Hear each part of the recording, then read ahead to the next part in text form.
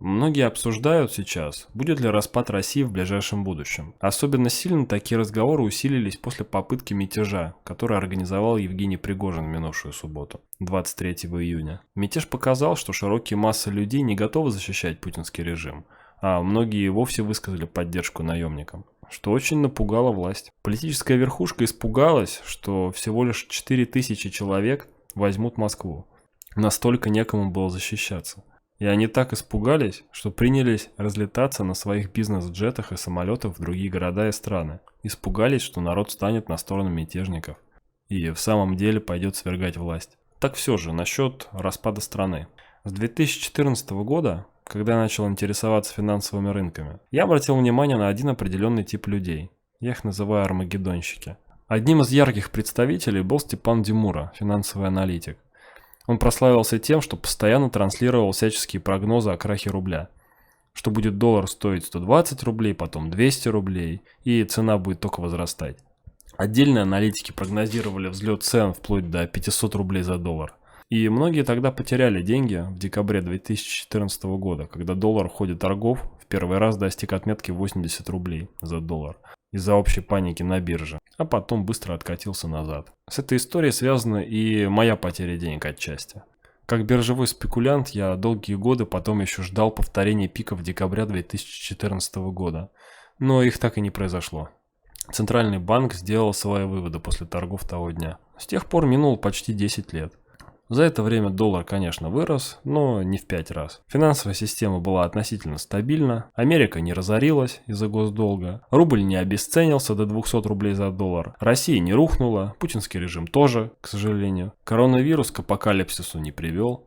Но все эти 10 лет я слышал страшные прогнозы о крахе стран, валют, фондовых рынков и политических режимов.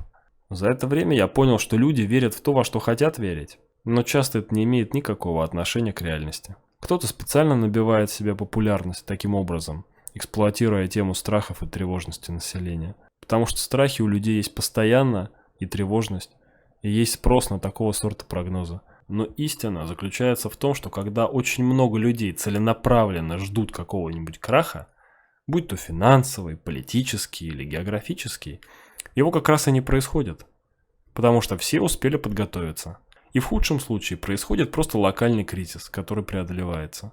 Настоящие же крахи происходят там и тогда, когда их никто не ждет. Например, черный понедельник на бирже 1987 года, Чернобыль, распад СССР, крах доткомов в 2000 году, финансовый кризис 2008 года, коронавирус 2019 года. Во всех тех событиях никто не знал, что будет огромный крах в той или иной сфере. Никто не предполагал, что СССР распадется.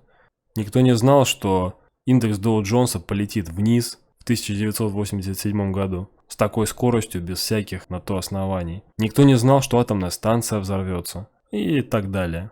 Я думаю, что для развала страны, если мы говорим именно о ее развале, нужно очень сильное желание кого-либо выйти из состава Российской Федерации и готовность сражаться за свое решение с оружием в руках.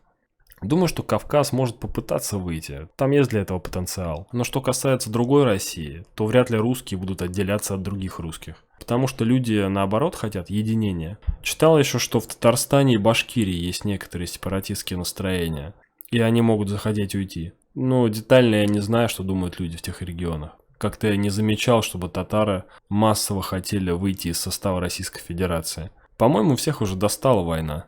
И люди просто стремятся жить спокойно, чтобы их никто не трогал. И действия людей во время мятежа это как раз показали. Люди демонстрировали политику невмешательства. Военные демонстрировали политику невмешательства. Полиция демонстрировала политику невмешательства. Не было никаких радикальных, прям фанатичных настроений идти воевать.